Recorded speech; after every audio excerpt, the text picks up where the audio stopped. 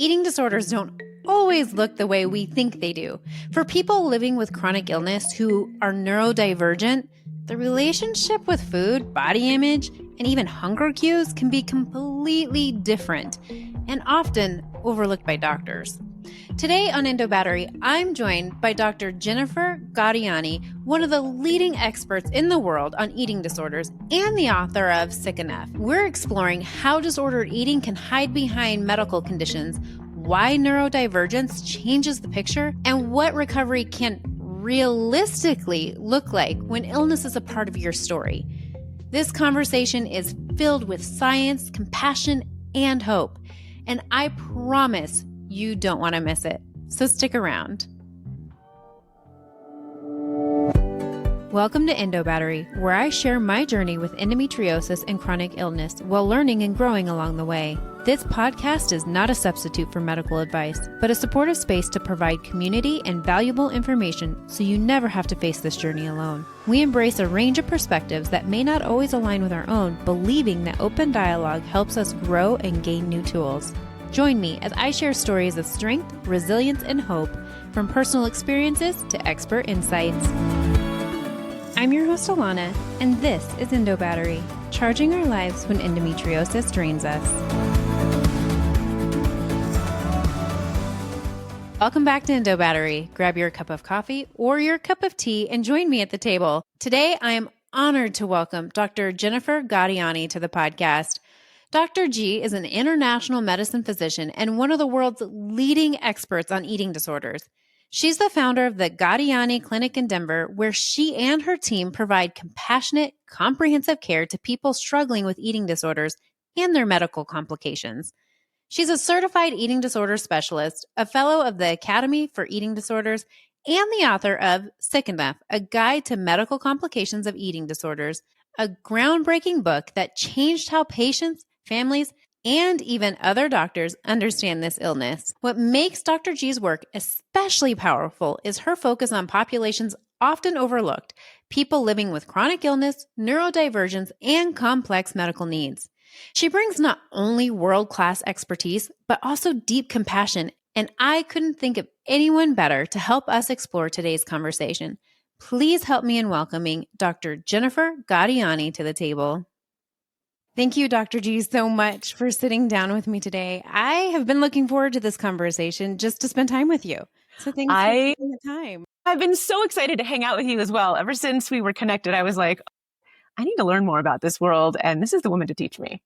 Oh, I don't know. Well, I'll do my best. I can teach you from a patient perspective, but man, and that's sometimes valuable when you're a provider. So I appreciate you just taking the time and being vulnerable with our family here for Endo Battery. But I also want to just put this out there that if you struggle with disordered eating and that's a trigger for you, this may be a trigger. So this may be a time to reach out to a mental health provider or your physician if you're struggling in one way or the other. So I just want to put that little bit out there. We are going to talk about something that many of us don't think of as something that we deal with, but probably should talk more about, and that is disordered eating, any form of eating challenges when it comes to not only the body, but the brain and how they intersect. And you are the expert at this. So I am thrilled that I get to sit down and talk to you about this. This is something that I've questions for a long time. So thank you. Well, I hope I can answer them. And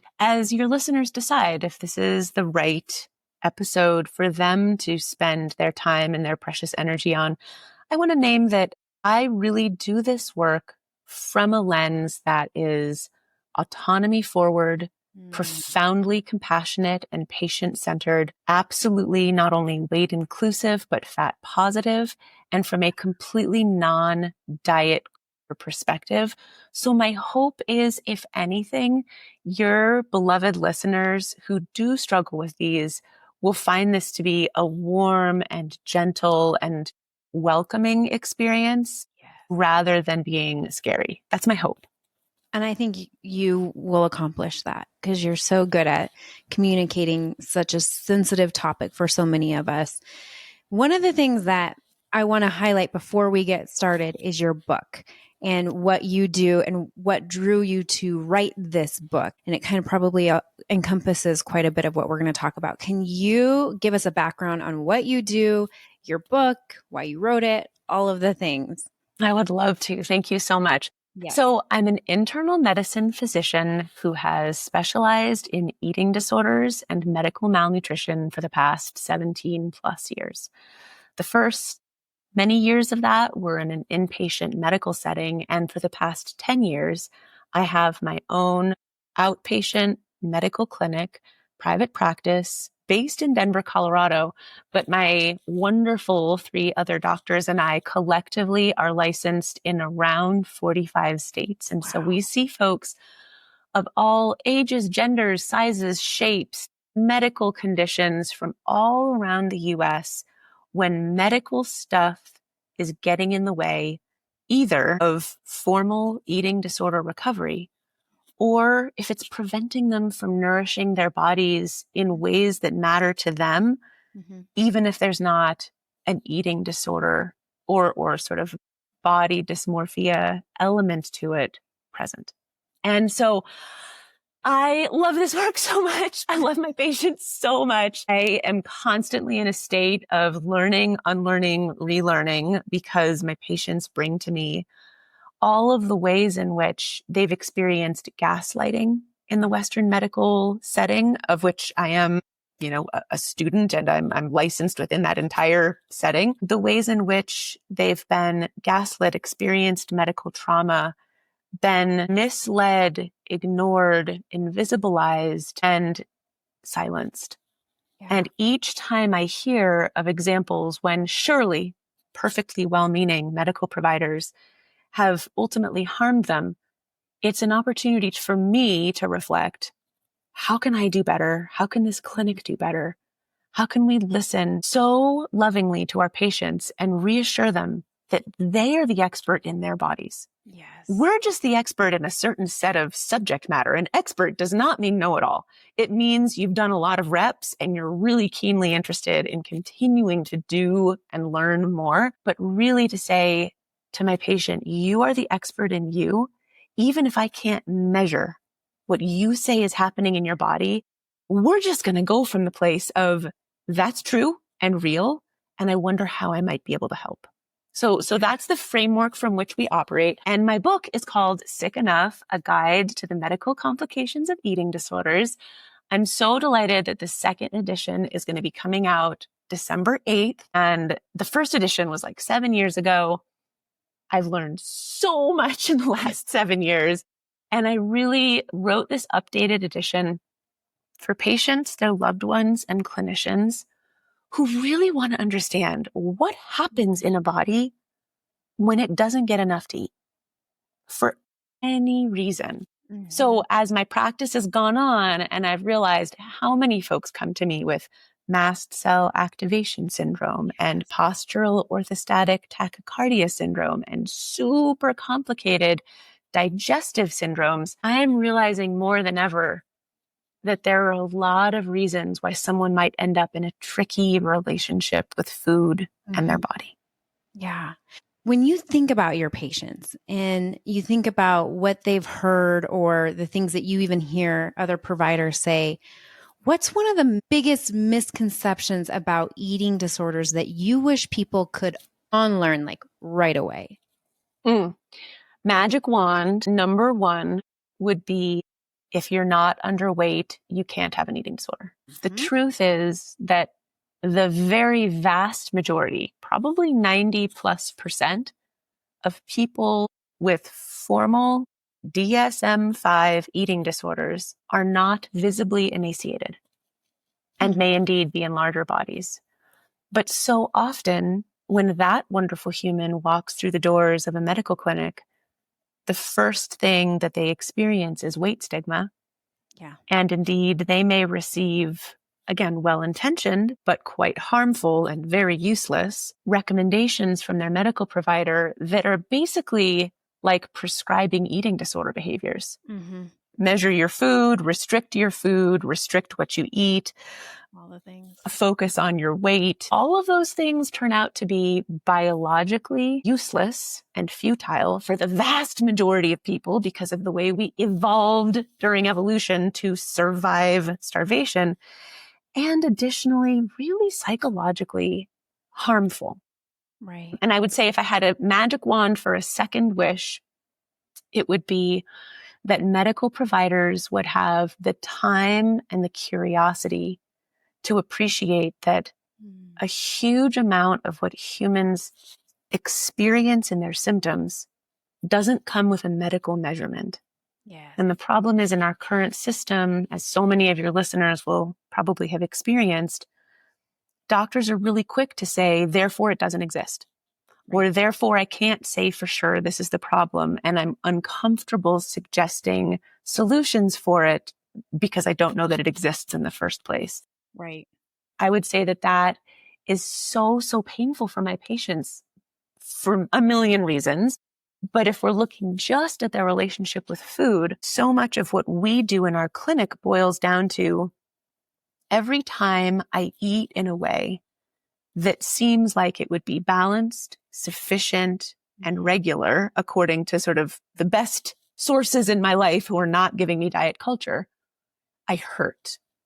Mm-hmm. And so when you hurt after you nourish, that's negative conditioning. I mean, we know from time immemorial that if something hurts, you're going to avoid it. Yep. So many of my patients come to this uncomfortable relationship to food because every time they eat, their tummy hurts or some other bad symptoms happen. And so they end up backing off because they're just mammals who don't want to hurt. Right. And they can end up in this whole other world of malnutrition with or without underweight, where they go down a whole new rabbit hole where, again, Western medicine doesn't have a lot to offer usually. Yeah. I find that this is especially true with those of us who have chronic illness. And I think a lot of us deal with these compounding factors, right? Because we not only don't feel good when we eat certain foods, but then on top of that, we don't like the way our body looks or feels. And sometimes that we don't like the way it looks because of the way it feels, right? So we have these like compounding things that tend to just creep up on us before we even recognize what's going on in our bodies. And that's why, I really wanted to talk about this because I think some of us think, well, I don't have any complications with food other than it doesn't agree with me. I think it goes much, much deeper than that on a much deeper scale of things. And so that's why I think someone with endometriosis, chronic pain, all of these factors, we have to start paying attention to, is this becoming more than what I can handle on my own? And how do you approach your patients that come in that maybe have lived through this experience? So many of them have. Yeah. For a variety of reasons. And you're right. Bodies can also look really different, not just the sort of the experience of pain or inflammation, but when you see your tummy super bloated after eating what you intellectually know is a completely reasonable meal. Maybe everyone's clothes, but particularly women's clothes are not designed to fit comfortably through a range of tummy experiences. I mean, this is one of the ways that the industry sort of keeps us feeling like crap about our bodies is, when our tummy really puffs out after we eat something that we just have a sensitivity to, and your pants are tight and you can barely breathe, you don't feel good and you want to avoid that feeling in the future. So, what we try to do first in our clinic is start from a perspective of patient goals and values. Really have them be the captain of the ship so that we can be the wind in their sails. And try, although we certainly fail at this, and then we apologize and we move forward, try not to have the opinion, we know everything. We'll take care of you. We know what health is for everybody. Nonsense. Health and the experience of a daily life lived is so unique. And what someone wants and can reasonably hope for from their body is going to be completely individual. So what we might say is, tell me the whole story of your body and food. And then we just shut up and listen. I want to know everything that goes on in your body, from your brain fog to your bloating, to your pelvic pain, to your constipation, to your diarrhea, everything that happens that seems to relate to what you take in.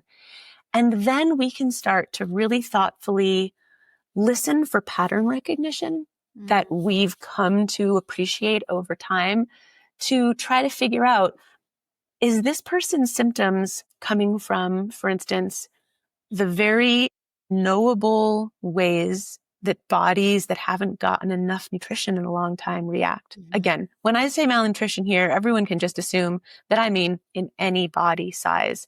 Right. So for instance, if someone hasn't been eating enough for a long time, they may get really slowed digestion. They may get something called gastroparesis, where their stomach doesn't empty out swiftly enough. They may get bloating and constipation as their guts slow their wriggle. And that's because the body is doing what it's been doing for millennia to protect us from malnutrition. It's just slowing down caloric burn. But just from the malnutrition itself, that can cause fullness, nausea, vomiting, poor hunger cues, that distension that keeps you from eating. So we think first, is this related to malnutrition? And we've got a bunch of little ways that we can help people gently boost their nutrition in ways that honor what they can eat or not, as well as sometimes use medicines to help work on that. Another sort of classic malnutrition associated finding here would be, for instance, small intestinal bacterial overgrowth, or SIBO, where when you don't eat enough and your gut's slow, the bacteria from your colon crawl into your small intestine where they shouldn't be, set up shop, start to ferment your food too early, and can cause a huge amount of inflammation, pain, and bloating through your whole body. So those are malnutrition ones.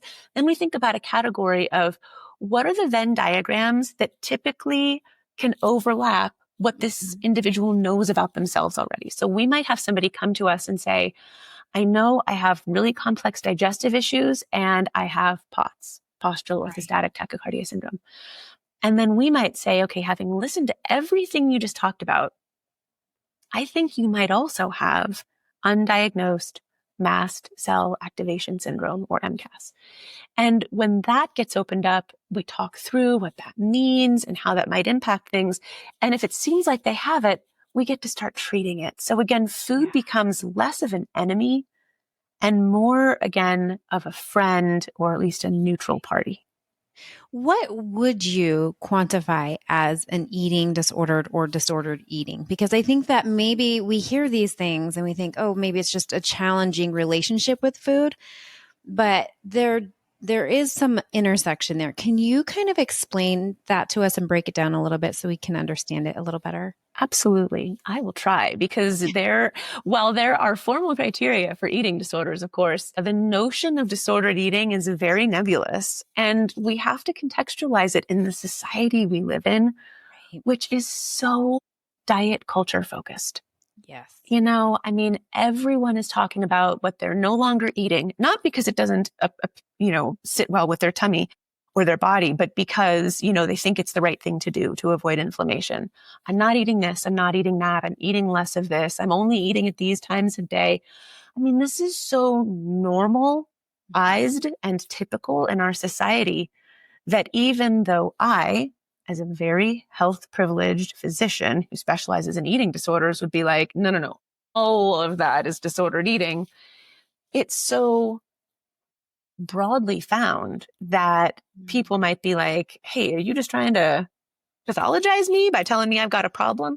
And the answer is, I want to be far gentler than that, but also kind of come back to really good science about what truly healthy eating is. And I use that H word real carefully, because boy, is that a tricky word.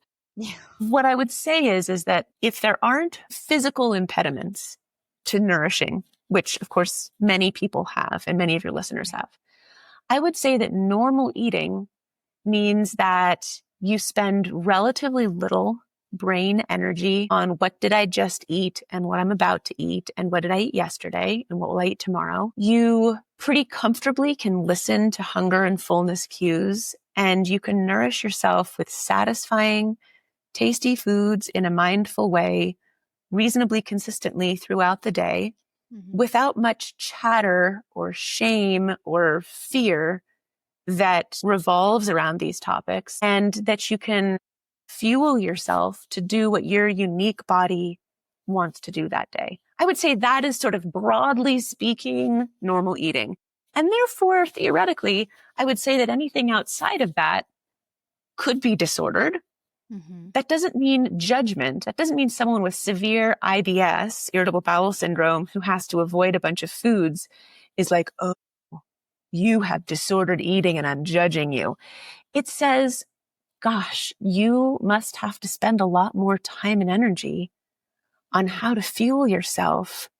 And you must suffer a lot more than other people when they can just bolt down a sandwich and go back to work, and you're trying to figure out how your tummy is going to do that day. Eating disorders, of course, have really formal criteria in the Diagnostic and Statistical Manual 5 that follow certain criteria. But I think the focus of this talk is about folks who have gotten into a relationship with food in their bodies, whether or not, again, there's body image stuff involved, which, let's face it, if you're a human on the planet, probably there's some body image stuff involved because thin privilege is so powerful in our culture. But what I'd like to talk to is just the breadth of conditions that might lead somebody to have to spend so much time on how to feed themselves and how to deal with their body's reaction, and that they're not alone, they're not a mystery, and they can feel better. Yeah. And another added component to this, which I want to talk about, because a lot of us with endometriosis, mast cell, EDS, all of these other things also are neurodivergent, which plays a huge role in the way that we eat, the way that we process what we should eat, the way that we listen to our hunger cues. I mean, I'm speaking from experience here when I tell you my husband has had to make me lunch because I will not eat. Not because I'm like being thoughtful, like I don't want to eat. It's because I literally get in a zone and I don't eat. I don't even think about it. I don't hear my body. I was telling my trainer the other day when we were talking about it, I was like, I don't actually know sometimes even when my body is in pain until it gets to a breaking point. And that's that like neurodivergent aspect of how our brains are wired. It's like you really have to feel the burn before you know it's burning, And so the same as for when I'm eating, I often don't hear my body talking to me and telling me, you're hungry, you need to stop, you need to eat. And sometimes when I eat, it's like a bite or two and I'm good. But that's also not great, right? So we have to figure out. I'm a lazy eater is what I always say. I'm a lazy eater. I do it out of necessity a lot of times. I'd rather not take the time to do it because I have other things I'd like to focus on. So I think a lot of us find ourselves in this position. When you have patients that come in with that as well, how do you walk them through this? And what are some signs that doctors and family members and ourselves can pay attention to as this being some sort of disordered eating, or maybe we should seek help for that? I love this question so much. I think the last couple of years have really humbled me as I have learned the importance of neurodiversity and relationship with food.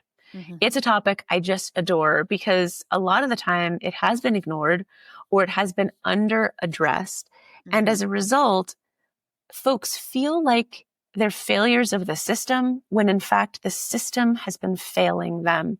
The system is normed around neurotypicality. And the truth is, so many people who have struggles with food do have some form of neurodiversity. It could be at the formal ADHD or autism level, and it could also be at a sort of subclinical, but still very much important relationship with food textures, Mm-hmm. tastes, scents, colors, the feeling of fullness in one's body. The people, for me, when in my health privilege, when I'm satisfiedly full after a meal, I feel good. Other people who have absolutely no, overwhelming pathologic drive for body change feel terrible when they're full. Mm-hmm. Not because they have sort of an eating disorder necessarily, but because their sensory input is you've just done something yucky and dangerous. Yeah. And, guess what? That can certainly end up leading to a formal eating disorder. So there's a bunch of things that I love to do now when it comes to patients who either arrive to us with a diagnosis in the neurodiversity realm or who have been undiagnosed their whole life. And I really love to ask questions about all of the stuff you just talked about. How do you feel it is to arrange meal planning? Mm-hmm. How do you do planning a grocery list? What is it like for you to come to a mealtime and you're focused on a task? How do you do when you're multitasking? Mm-hmm. There's so many questions one can ask. I've learned that there's this fascinating sort of general narrative that affects or applies to a lot of my patients with neurodiversity. In this case, as I speak it, I'm going to use ADHD, but you could just as easily sub autism or other subclinical neurodiversity here. So I'm going to also use a girl model, because I think that they're the ones who are the most missed in this. So let's say that there's a little girl and she knows that she's pretty bright. She might be unusual bright, not necessarily school bright, but she knows she's bright. And yet what she finds in school and academic settings is that something keeps her from being able to be her whole self. Maybe it's restlessness, maybe it's distraction, maybe it's her mind going all sorts of sparkling places at once. And in that gap between knowing she's bright and yet not being able to do the things asked of her in a neurotypical system, shame starts to form. And as this shame forms and influences her sense of self-esteem, she might turn to other things where she's particularly good. Maybe that's athletics, because maybe on the PE field, she's just as good, if not better, than her peers. And she's like, okay, this is a place that I feel like I'm doing things that feel good. But at some point, she may accidentally learn that if she eats less, her brain is more focused. The truth is that restriction does make people less creative, joyful, and energetic. And as such, the brain noise can quiet down. And when that brain noise quiets down, they might find they're better at school. And when they eat more, when everyone's like, oh, you'll feel so much better when you eat more, they feel worse because their thoughts and emotions feel so big. And of course, feeling big in your thoughts and emotions can easily translate into feeling big in your body, in our society. And so they're sort of the seeds of the more classic eating disorder can be sown. But what you find is that this person can end up getting labeled as having an eating disorder when sure, there are behaviors and there's malnutrition that looks like that, but we're failing to address the actual underlying situation. So when you just have a young person like that, a young person could be, of course, any age here, but usually the first relationship with some kind of treatment is in adolescence or one's 20s. And you immediately feel like a failure in recovery because everyone says you're going to feel better and you feel worse. So then you have that shame piece, that self-esteem piece where you're like, apparently the only thing I'm good at is like restricting. I don't know. This is not really working that well for me. And when we finally say, now hold on a second, let's talk about how you feel worse. You just told me you feel worse at the end of each day. You might be able to kind of hang in there. But at the end of the day, you are doing behaviors that you know are incongruent with what you want for yourself, but you feel totally out of control to manage them. And you feel so distanced from yourself, but you feel profoundly exhausted and overwhelmed, but everyone's asking you to just do things on a certain schedule. And you say, this might be autism. This might be ADHD. What if we treated these? For ADHD, I use medications if the person, of course, consents and wishes to. And some are like, wait a minute, in someone with a restrictive eating disorder, you would use stimulants that affect the appetite? You say, yeah. In whose world is anorexia or atypical anorexia an appetite problem?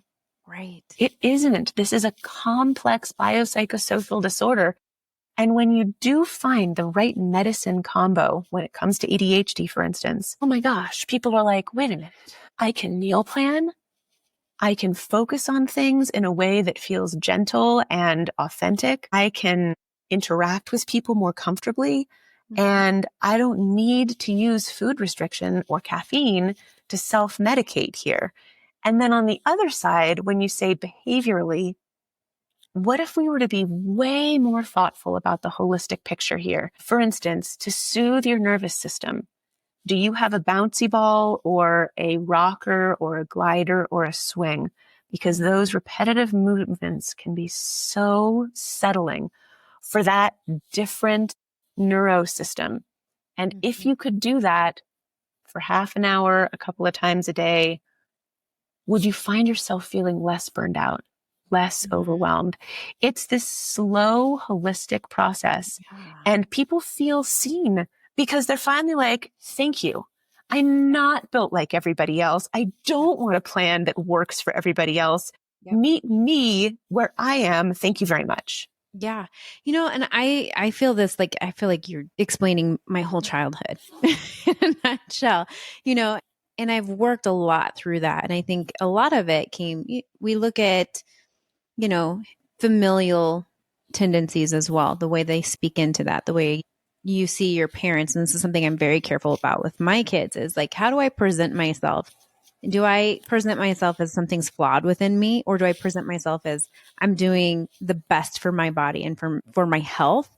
Because that is something that as a kid, when you hear that something's wrong with your parents and they're on a diet or they're, doing all this or all that, it changes the way you see yourself. When you're already neurodivergent, that like exponentially increases that, so things start being a little bit more challenging to walk through the day to day. And so that's something that I've always been very cognizant of as a parent, as saying, not one size all fits all for all of us, but let's fuel when we can, how we can, what suits us in a good way, and being kind to ourselves. So I always tell my girls, are you being kind to your body? Because is that kind? Because sometimes they'll say something about themselves because they hear it from other kids a lot of times. And I was like, was that kind to your body? No, because I don't want them to have that negative association, not only with their body, but with food. And that's one of the things that I've worked really, really hard on with them. But does this correlate at all with things like ARFID, things that, that's what I think of, because you get the textural things, you get the fear, all of those things.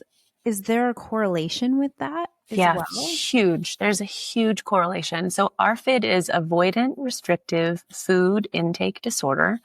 It's one of the formal eating disorder diagnoses, and it comes in roughly 3 flavors, but really the 3 different versions of it do overlap a lot. You can have people who just don't think to eat. Yeah. You can have people who are disgusted by textures or tastes. And you can have people who've had a very fearsome reaction. That could be a choking episode, and now they're afraid to swallow because they don't want to choke again.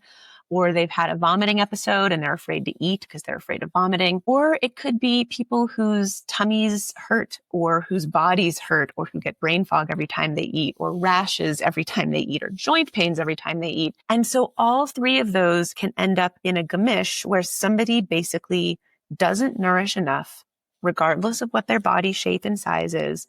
And they have medical malnutrition, essentially, that doesn't emerge primarily from an I want to change my body perspective, but from this negative conditioning relationship with food. And the rates of ADHD and autism in those with ARFID are sky high. I believe it. 100% believe that. And this can be helped. We don't want to, quote unquote, fix the, as some call it, neurospiciness of our wonderful patients. We want to help them live in the world in ways that feel like it honors exactly who they are. Yeah. But what we can fix is the ability to fuel themselves adequately. Yeah. The eating disorder field is just starting to recognize that we haven't been welcoming in those who are neurodiverse for a really long time, because historically dietitians, for instance, were taught, when someone's really recovered, they can eat a wide variety of foods at any hour of the day in any quantity necessary. And so they push people, okay, time to increase food diversity. But the truth is that if someone is neurodiverse and they say, yeah, if you had a magic wand, I'd be certainly very happy to be able to eat anything at any time and have no problem with it.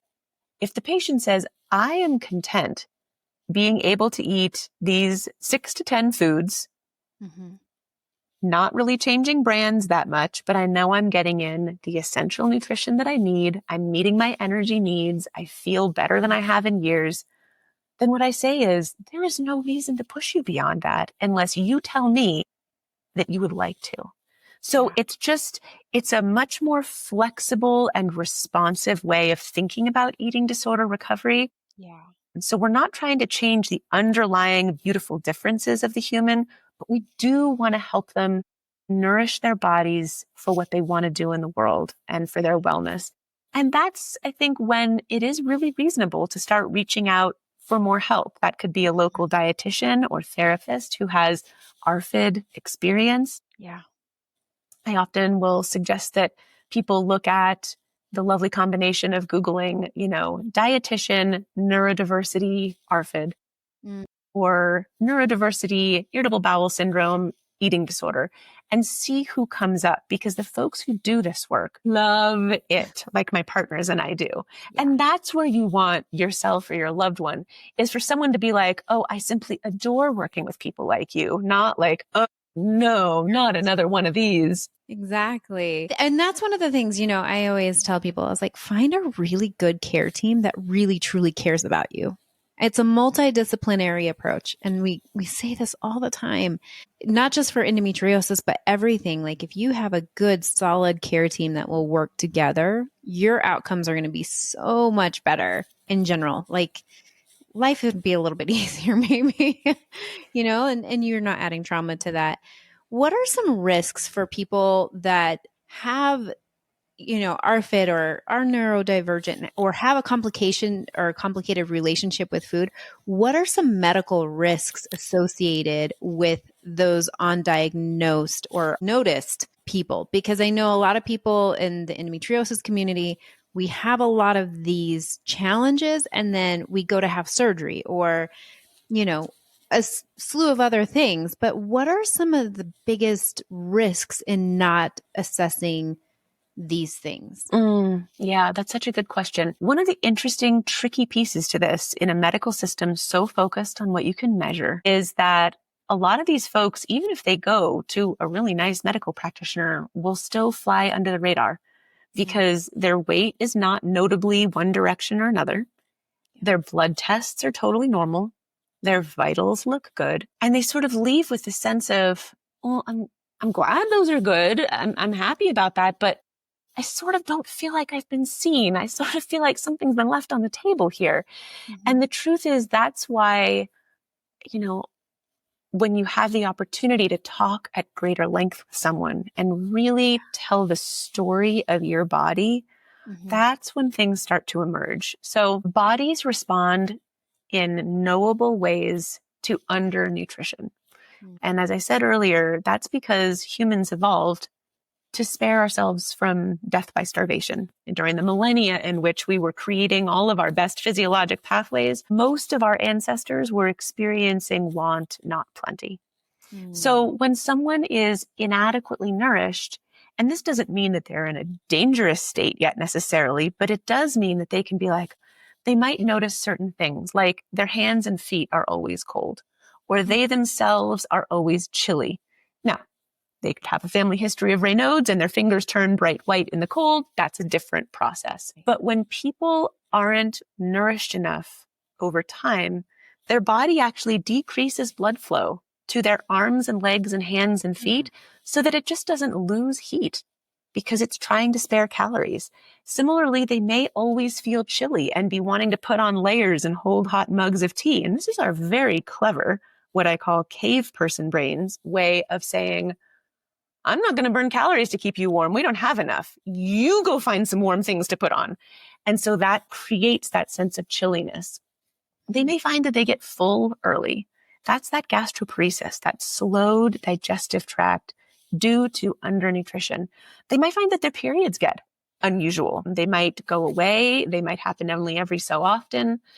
And I know that in the endo world, well, I don't know enough about it. I know that periods are a hot, hot, hot topic. Yeah. And so it's actually possible that if someone is malnourished to the point where they're not menstruating, that really feels like a relief for their endo. And they do not want that period to come back. So it might be motivation to stay a little malnourished because, again, we're self-medicating something else. And so like the provider has to be really respectful of that. They can't be like, oh, great news. When you nourish again, your period will come back. Everyone's going to be so psyched. And they're like, I am never going to see you again.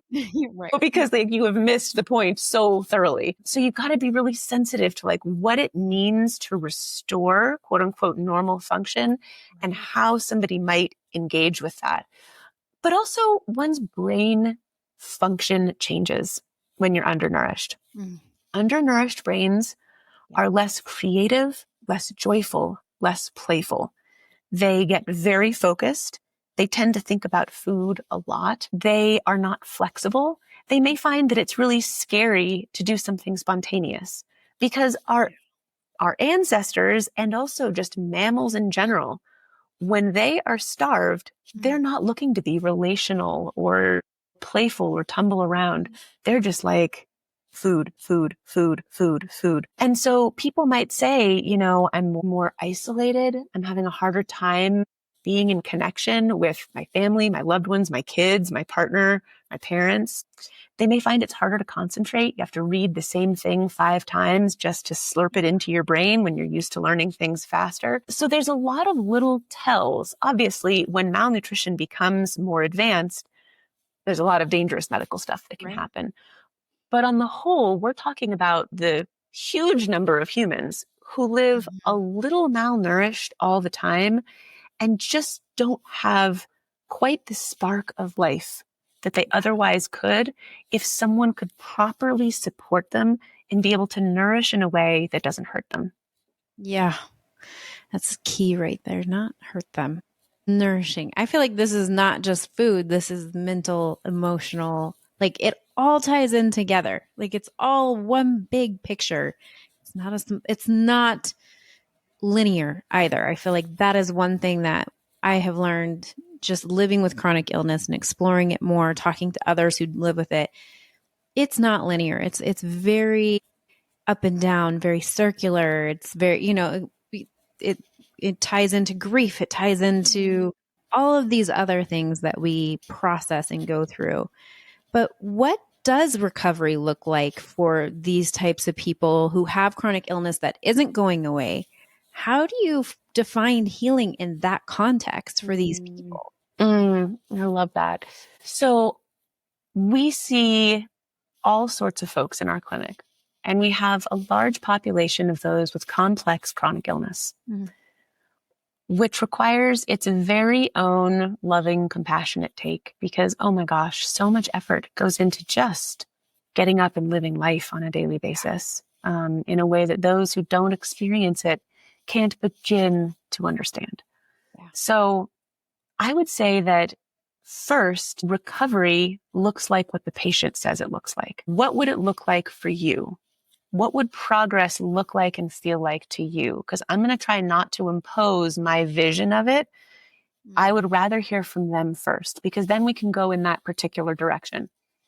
If they're like, I literally have no idea. I'm so exhausted and overwhelmed and completely battered down that I can't even begin to express that. What do you think? I'm like, okay, well, maybe it would mean feeling like less of a mystery. Anyone who's had complex chronic illness knows that being a mystery in the medical system is dangerous. You're going to get tests that you didn't need that may cause harm. You're going to get diagnoses that aren't right. You're going to get medications that were sort of borderline-ish and were not helpful or were harmful. And so it's scary to be a mystery. Yeah. It also just feels scary when nothing seems to make sense. You know, a lot of people have incredible inner strength when they're like, I know what to expect and I know how to bear it. But when something comes out of seemingly nowhere and just clobbers you, that is terrifying. And it telescopes your life back down into this little tiny thing where you're just kind of waiting for the next bad thing to hit you. Yes. So what I like to tell my patients is, and goodness knows, not always, but a lot of the time when they tell us their full story, and I was an English major, so I really like a full story, we can tell them authentically, you make sense to me. And just like hearing that from a medical provider instead of having that sort of like, I have no idea, this makes no sense, and now I'm about to reject you in some form, which perpetuates the medical trauma, just to be like, yeah, you make sense to me. This, and this make a lot of sense to me. Oftentimes, mast cell activation syndrome is one of those sense-making diagnoses.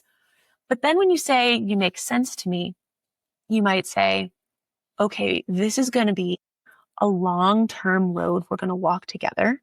Mm-hmm. But I have some ideas about how to ease the suffering. So first, you make sense to me. Second, can we ease the suffering? Can we do that behaviorally, nutritionally, with medications, with other alternative therapies? And so the second thing is easing the suffering. The third thing is knowing that you have someone who is going to loyally walk next to you unconditionally. Yes. And I'll often say to my patients, whom I've known for a decade, let's just go through everything you're feeling right now, because you might not feel comfortable doing that with your family, because on some level it pains them to hear that you're like suffering in all of these detailed ways. And of course they love you and they want to hear it, but you don't maybe necessarily want to tell them every single week. But it's lonely to sit with those symptoms. But, in this really healthy context, I can be like, I care tremendously about you, and it will not wound me to hear of your suffering. So let me have it. Tell me all of the shit that's going awry for you this week. And just having a space where you can name what's going on in your body is its own therapeutic positive. I love that so much. I love that for the simple fact that it's not only validating, but it's giving room and giving space for healing. Like that is huge for so many people, especially medically complex people who are struggling day in and day out, for people just to believe them and to not feel like they are being a burden to someone. Yes. That's huge. Yeah. So I think that's sort of what healing looks like. And alongside it, usually with our patients, we're working on nutritional strategies as well to help nourish the body tenderly with what it needs so that it can keep getting up and fighting these complex fights on a daily basis.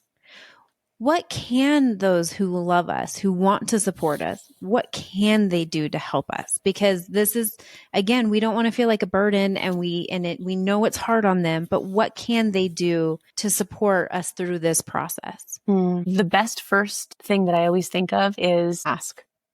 So if it's my daughter, what would be the most helpful thing for me to do in this circumstance? And, just to ask, just to give her that autonomy, to give her that voice, I think is a good first step. And again, many people may be so overwhelmed that they're like, I have literally no idea. I don't know. But probably it comes down to, don't feel you need to fix your loved one, because you won't be able to. If love could make this complex medical stuff go away, they never would have been sick in the first place. Yep. And as long as, let's just say this is a parent role with a child or any loved one, as long as you take yourself off the hook for thinking you're responsible for fixing them. And that includes, by the way, not haranguing them about behaviors the parent thinks the kid could do to make them feel better. Well, if you hadn't stayed up so late the other night, you would have gotten the good night's sleep that makes your tummy feel better. Nope. Nope. Respectfully, nope. Do not sort of say the old, I told you so. Why didn't you do this better? I think the best thing you can say is, I'm listening. Yeah. This sounds so hard. I love you so much, and I'm here to support you however I can.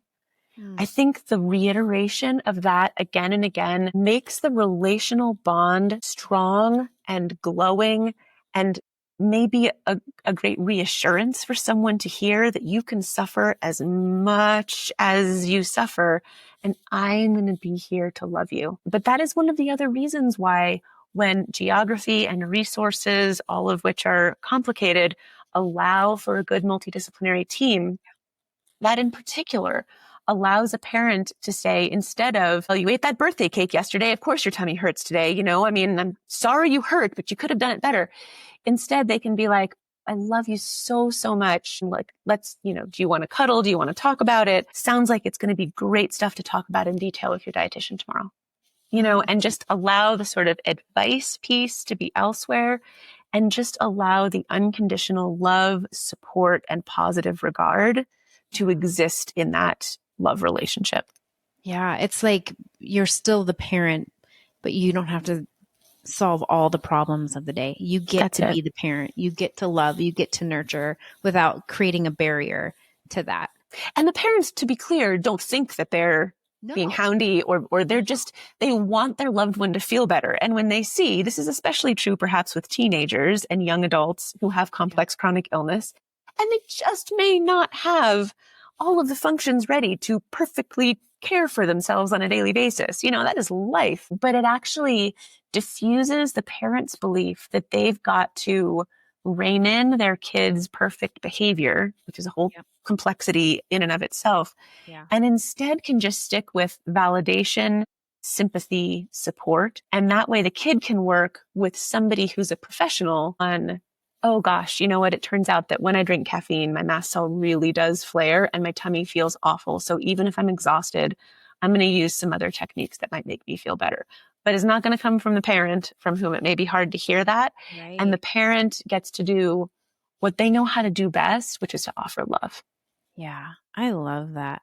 We could go on and on and on for probably hours, but for the last minute or so, this has all been so good and educational. And I probably will have so many more questions moving forward. And maybe sometime we can do another episode. But what I would like to do this last minute or so is to give you the opportunity as a provider who doesn't work necessarily specifically in the endometriosis space to ask me as a patient advocate some burning questions that you might have, which could help others along the way. So I'm going to open this up to you. And if I don't know the answer, I will say that. Again, I'm not an expert. I am an expert patient. That's probably the best that I can do. But do you have any burning questions that you would love to ask me? My gosh, this is such an opportunity. Yes, please. Okay. The first one I have is, what would have been the most helpful questions a doctor could have asked you early on? And what would have been, as you now know your body so much better, some of the most helpful answers someone could have given you earlier? I love that. I wish they would have honestly just asked me from head to toe what I was going through. Because I think that one of the things that many of us experience is we come in with a symptom, but that symptom doesn't necessarily point to actually what's going on. It's actually whole body. So it started maybe, with hip pain and then back pain. And then it just got a little bit worse during our cycle. So now we have, the period poops, the best way I can explain that. But we also had these migraines. So I wish someone would have said, walk me through your body, because I do think there's a roadmap. And if we sit back and listen, and it doesn't have to be in depth sometimes, it can be just the detailed overview for a doctor to say, you said something about your GI system. Can you go into that just a little bit more so I can understand what the feeling is? Because I do think that they don't have to be experts in every field, but to get a good picture of how your body's functioning as one would have been really, really, really helpful. Instead of hearing, well, I don't know anything about that, but I think it's this.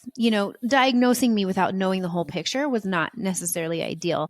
And then for any provider, if you don't know, simple things saying, I don't know what's going on with you. I believe you.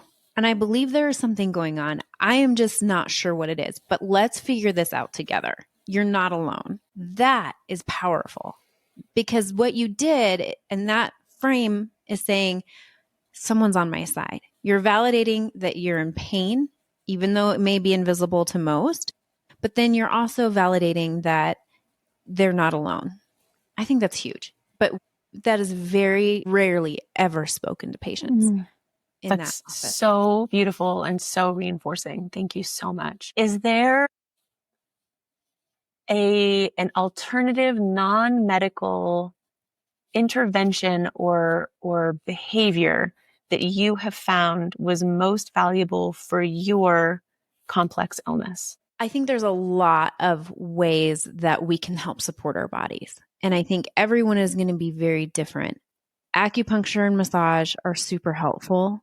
And then also really, the more I'm learning about the vagal nerve stimulation and knowing how to get yourself out of that fight or flight into rest and digest, I think has been more helpful for me in navigating not necessarily the endometriosis, but mast cell or my EDS symptoms or, becoming less stressed and holding on to all of those things has really been key for me being able to move forward in a healthy manner. But then also, I will say LDN has been a game changer for me.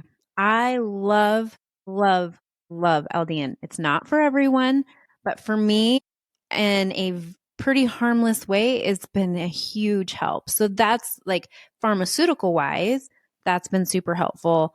And then having a very, very strong support system of people who know what you are walking through to walk with you.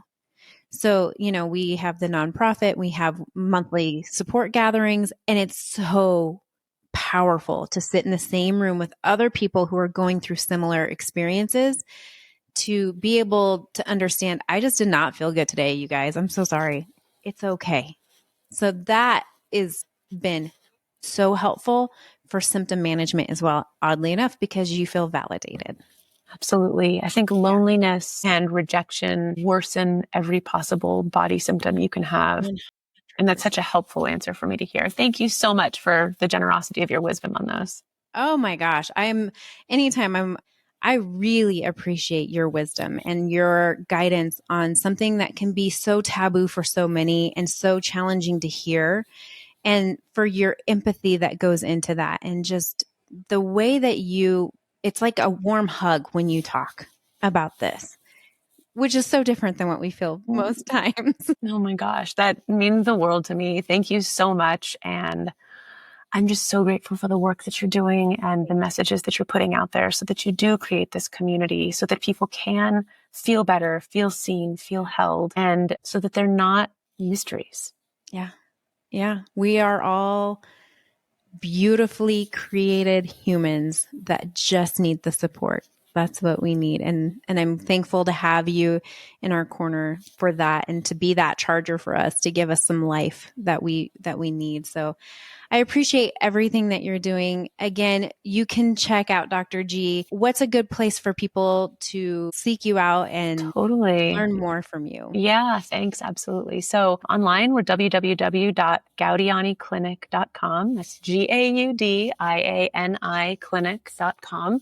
And we're on the socials as well. We try to really bring forth content that is always weight inclusive, fat positive, that talks about mast cell and hypermobility and POTS and the ways that they intersect with our relationship with nutrition. And we've got blogs and all of those fun resources as well on the website. You do such a great work with educating. And then Sick Enough, your book, they can find anywhere.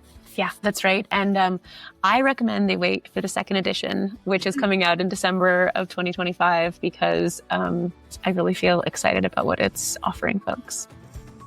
I'm excited to read it. So thank you so much again. And thank you all for sitting with us today at the table and being part of this conversation. And until next time, continue advocating for you and for others.